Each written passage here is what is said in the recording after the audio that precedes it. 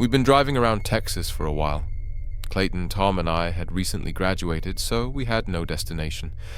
We were just there to dick around and create some memories until we had to snap back to real life. At one point, Tom had gotten into a heated bar fight at some dingy joint in Bezar County. The police were called. Although he hadn't gotten any charges, the cops pretty much warned us that we weren't welcome back in the area. Fair enough. We decided to tone it down a bit. That's when we started planning some shit that wouldn't get us potentially stabbed and or arrested. We all settled on the paranormal. That stuff was just so interesting, you know? I guess it really preys on that esoteric fear of the unknown that the human psyche implicitly holds, stimulating some kind of fucked up rush to the brain. Anyways, we were in the market for some spooky shit. We looked around and did some research, but no potential destinations popped out at us immediately. They were either too far away, sounded boring, or sounded like absolute made-up horse shit. It wasn't until we found ourselves at another obscure bar near the other end of the county where something truly interesting popped up. We'd gotten shit-faced during happy hour and couldn't stop ourselves from talking to all the locals. In the midst of a conversation with a construction worker, we brought up the fact that we were looking for some paranormal thrills. He scoffed when we said this. Everybody's got their stories round here. Let me guess, you went to some shitty abandoned barn somebody claimed had a little ghost girl, found nothing, and now you want something real. Not exactly, Clayton responded. We haven't gone anywhere yet. We're looking, though. The man nodded. Well, I've got something for you. As he said this, we all perked up. Now, our expectations weren't high at this point. I mean, the chances of him lying and feeding us some BS story were astronomical. However, we still listened. We were looking for anything at this point. The man continued. Don't know if this has anything to do with ghosts or demons, but it's weird enough. If you drive about 15 miles west from here, you'll find an abandoned cornfield maze. Used to be a big tourist draw, but it didn't pan out long term. The place is dead now. Creepy as shit. But here's what you'll be looking for. At the center of the maze, there's a building. I saw it with a few buddies of mine when we went exploring there a few weeks back. It's only got one floor, but I ain't sure how far it goes. Here's the fucked up part. Apparently that building wasn't there when the cornfield was still functioning. Nobody knows when it was built. Weird shit, huh? We couldn't get a closer look at it because there were 5 people standing at the entrance, wearing these freaky-looking masks, like the ones people use in those apocalypse movies. Gas masks, I piped up. Yeah, sure, he continued. Anyways, the minute they saw us, we bolted. I mean, we weren't sticking round for that shit. He paused, taking a big swig of his beer. You guys can check it out, though. Personally, I wouldn't go back, but it's up to you. If you're looking for that kind of stuff. There's directions in there, so you probably won't get lost. I'd try to keep out of sight from those people, though. Who the fuck knows what they're up to? As soon as he finished his explanation, I exchanged glances with Tom and Clayton. They had the same looks on their faces that I probably did. There was no way in hell that we weren't going. It didn't even matter too much if the guy was completely lying about the building. A dead cornfield maze sounded fun enough to explore. He gave us some more detailed directions before leaving. We decided to take a few hours in order to sober up before heading over there. It was only 3 p.m. after all. At around 6, we started driving. The sun was still high and probably not coming down anytime soon, so we had no fear of getting lost in the maze. A little while later, we found the place. The crops were taller than we'd expected, but they were indeed dead. There seemed to be a small lot to the side, so we parked there. Funnily enough, it was empty, save for us. Looks like we won't be seeing any spooky gas mask men, Clayton blurted out. What a shame. Yeah, I'm sure if you were part of some weird cult located in the middle of a cornfield, you'd leave your vehicles out for everybody to see. Good thinking. Tom responded. Clayton looked as if he was about to make a comeback but closed his mouth. I heard him mutter some expletives as he walked past me. As we stepped foot into the somewhat foreboding labyrinth, we noticed what the construction worker was talking about. There was duct tape on the ground, forming the shape of arrows. Like the guy told us, we just followed them. While we traversed our way through the maze, Tom raised a concern. What if these arrows aren't actually leading us to the center? The fuck are you talking about? I responded. Well, think about it. This is the easiest way to rob somebody. That guy didn't seem a little bit sketchy to you? What if we're being led directly to him, where he's waiting with like 6 other guys or something? Yeah, I don't know, man, I told him. Sounds like paranoia to me. In retrospect, what he was saying made a lot of sense. However, that would have been a way better outcome than the one we actually got. Don't worry about it, Clayton piped up. He then lifted up his shirt to reveal a small revolver strapped to his waist. Dude, what the fuck? Tom flinched at the sight. Gun laws in Texas, he smiled. Just in case, you know? Whatever, man, just don't wave that shit around, Jesus Christ, Tom retorted.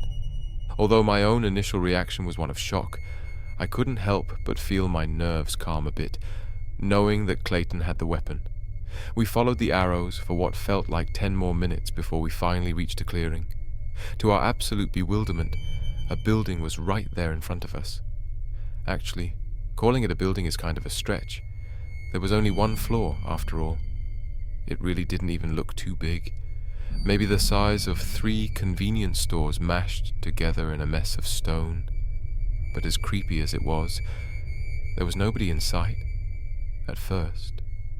We must have stood there and stared at the thing for 5 minutes before the doors swung open. In that instant, we all retracted back into the maze. Fortunately, there was a small hole in the stalks where we could peek out from. It was small, so we went one at a time. Being deathly quiet, I strained my vision, eventually managing to make out 4 figures standing right by the entrance. Funnily enough, they did indeed have gas masks on, but other than that, they seemed to be wearing casual clothing. I looked at Tom and Clayton, trying to get a read on how they were feeling about this. They just shrugged. I guess that we all made some kind of silent agreement to not leave, because none of us budged. I don't know why we didn't. Looking back on it, there were a multitude of things that were obviously wrong with the situation that we had put ourselves in. However, I suppose that adrenaline makes you do a lot of crazy shit. We must have waited in the maze for about an hour before the gas mask people left. They didn't go inside, however. They went around to the sides of the building and disappeared from view. We waited for about 10 more minutes, but nobody came back. "Let's go," Clayton whispered. "Are you kidding?" Tom barked back. "So you're telling me that we waited here for nothing? Don't be a pussy. This is fucking crazy." A few more moments of silence passed, while Tom and I contemplated this. "Fuck it," he finally spoke up. Clayton gestured to his waist. "If anything goes wrong, right? If anything goes wrong, we're calling the damn cops," I told him. I wasn't exactly excited at the prospect of a shootout. Moving quickly and quietly, we made our way to the front door. I couldn't locate a knob anywhere, so I tried pushing. At first, I just thought it wasn't supposed to open that way, but then I realized it was just really heavy. It took a few tries, but I finally managed to get through. The 3 of us stepped into what appeared to be a living room. There were no windows, but a light bulb dangling from the ceiling gave us all the illumination we needed. All in all, there was a couch, a table with a few chairs, and some stools. We walked around but couldn't find anything worth mentioning. However, we started hearing footsteps coming from outside a few moments later. Although we should have been expecting this, our faces still went pale. "Shit," I heard Tom mutter under his breath. I scanned the room and located another door near the far corner. It was pretty obvious what choices we had here. We snuck our way over to it and barged in. Thankfully, this one wasn't heavy as shit. We were suddenly plunged into pitch black as we heard the front entrance open. We all collectively turned on our cell phone flashlights in order to see where the hell we were. I nearly dropped my phone as the light struck our surroundings. We were in a tunnel. In fact, it nearly resembled the catacombs, but without skulls. The walls and ceiling were rough and uneven, and the whole place just gave off a "get the fuck out of there" vibe. It was long as well. No clear end in sight. We didn't move. Clearly, none of us really wanted to go further. However, what we heard from the entrance room made us reconsider. It sounded like somebody was dragging a large crate out there. We could make out voices, but they were too muffled to understand. I nearly shouted out in surprise when an abrupt, heavy stomping echoed in from under the door. It sounded like an elephant was moving around out there. It was immediately followed by a deep, grating voice that was nowhere near human. It was laughing, but without emotion, if you can imagine that. We took off once we heard the stomping coming towards us. There was no way out here. We ran quietly, using the walls and shaky phone lights in order to navigate. Eventually we found a ladder, climbing upwards just as we heard the door to the tunnel swing open. We must have climbed for about 5 minutes. We were all exhausted when we finally made it up. However, it was still pitch fucking black. We shone our lights around, but this time we couldn't see anything. It was as if we were in a large cave or something. At some point we managed to locate a wall and used it to guide us along, but then again, we had no idea where we were going. About 5 minutes later, Tom stopped. "Guys, where the fuck are we?" I had no idea why he'd chosen to ask this now. "How are we supposed to know?" I responded. I shone my light on his face, revealing a demeanor that was equal parts confused and terrified. He shook his head. When we were looking at it from the outside, this place didn't have a second floor. That's when it hit me. I guess there had been too much adrenaline pumping through my veins. I hadn't even noticed it up until that point. We had been climbing up that ladder for a while. We hadn't gone down any stairs, but there was also no second floor. "So where the fuck were we?" My attempts to rationalize this were cut short as a light flicked on some meters away from us. We all snapped our heads towards that direction. The area that had actually been illuminated was rather small. It was maybe about the size of a bedroom. However, standing right under that light was a person wearing a gas mask. But unlike the people that had been standing outside, this person, or thing, or whatever, was also wearing a full hazmat suit. We watched in abject horror as it started walking towards us. As soon as it left the light, we heard it start running. Wasting no time, we started booking it. The only direction that we had was away from the thing chasing us. As we ran, more and more lights started coming on, and under each newly illuminated space was another figure in a gas mask and hazmat suit. At one point, there had to have been 12 sets of footsteps coming at us from all directions. Out of sheer luck, I managed to spot a metal door in the wall up ahead. I pushed my legs, which were about to buckle at that point, and made a surge towards it. I tried shouting out for the others, but only Clayton was in sight. We made brief eye contact before he and I managed to reach and close the door behind us. There didn't seem to be a lock, so we just pushed our body weight against it, hoping to hell that it'd be enough to keep those things out. Eventually we felt someone pushing back. There was no way in hell that we were letting up, not even when we heard Tom's voice coming from the other side. "Guys, what the fuck are you doing? Let me in!" We didn't budge. That was not Tom. There was something about his tone, his cadence, that made it pretty obvious. He was speaking in broken patterns, like a text-to-speech translator. "Oh God, I can see them coming after me. They're getting close. Guys? Guys? Guys?" His voice had been getting deeper and deeper ever since he started talking. It had pretty much turned into a guttural growl at that point. Eventually, whatever was on the other side stopped speaking English altogether, replacing it with some kind of language that I'm pretty wasn't meant for the human ear. It was making noises that made my brain feel like it was about to implode. Eventually, it got to be too much, and I had to cover my ears. It was at that moment where the door swung open and the thing stepped in. My phone had fallen onto the ground facing upwards, so I could see the illumination of the horrific figure slowly making its way towards me. As it was mere centimeters away, I heard the gunshots. Clayton had fired all 6 rounds into the back of this thing. I watched as the creature jerked around violently before slumping to the floor. I got up, trying to regain my bearings. Clayton's breaths were heavy and scattered as he bent down towards the thing. "What the hell are you doing?" I asked him. "I just need to know," was all that he said back. It looked as if he were trying to rip the mask off of whatever was wearing it, but instantly winced upon touching it. "It's slippery, what the hell?" I bent down myself to get a better look. This is when I nearly burst into hysterics. What I had initially thought to was the rubber of the mask seemed to be something else entirely. It was squirming like black intestines. Clayton cursed again before taking the revolver and smashing the eye holes, but instead of shattering glass, we were met with the sight and sound of something bursting open. Some kind of black goo had gotten all over both the weapon and Clayton's hand. He shrieked in pain as he flung the revolver away. A few seconds later, I noticed movement on the ground. There were things pouring out of the burst eye hole.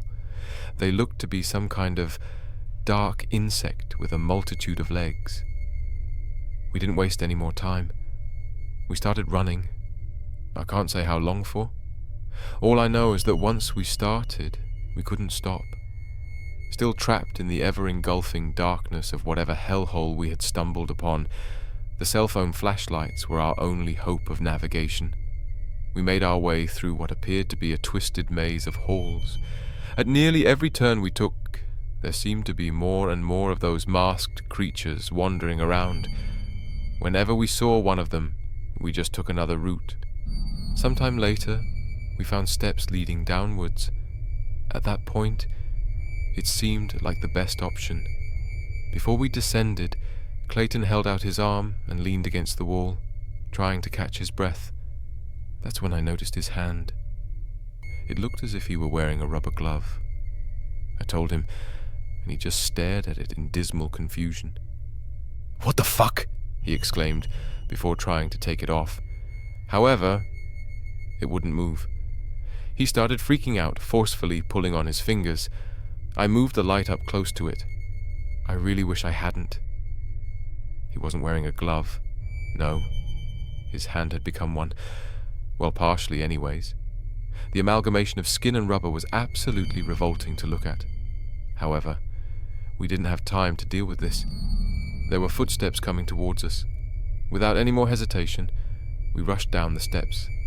After about 5 minutes of this, we noticed a light in the distance. Now, this would have been great news, except for the fact that it was purple. Sure wasn't sunlight. We started moving slower, not wanting to rush into whatever was emitting the creepy glow. Eventually, we found ourselves in a room at the bottom of the steps. There were obscure, alien-looking symbols scrawled all across the walls and floors, in addition to 4 buckets filled with dark liquid sitting in each corner.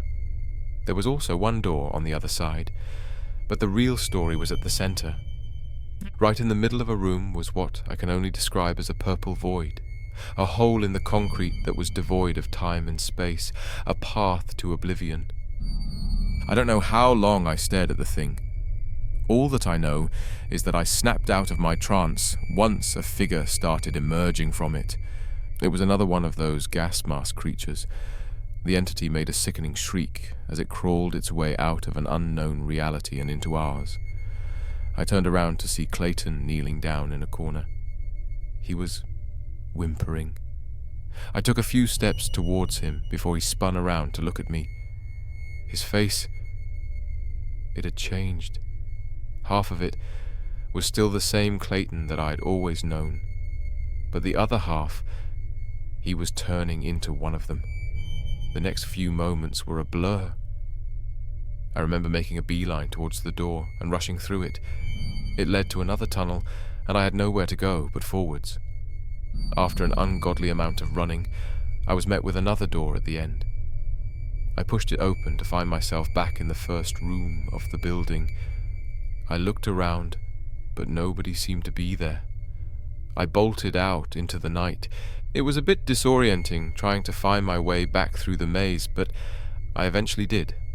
Thankfully, I hadn't let go of the car keys at any point, so I was able to drive out of there. I called the police immediately and pointed them towards the direction of the Cornfield maze. I told them that we had stumbled upon the building when we were jumped, and that only I had gotten away. There was no way in hell that they'd believe the truth. They said that they'd go check it out, but I didn't hear back from them. In fact, every time I called asking for an update, the operator acted like it was the first time I had spoken to them. I just gave up after that. Not knowing what to do, I just made my way to another bar. I knew that drinking this kind of experience away probably wasn't possible, but I was going to give it a shot anyways. But guess what? Sitting down in the first bar that I went to was the same construction worker who had initially told us about the cornfield. Note that this was a different bar than the one we had met him in. He was talking to what appeared to be a young couple. When we made eye contact, he didn't smile, wave, or gesture me over. He just glared at me with a stunned expression on his face.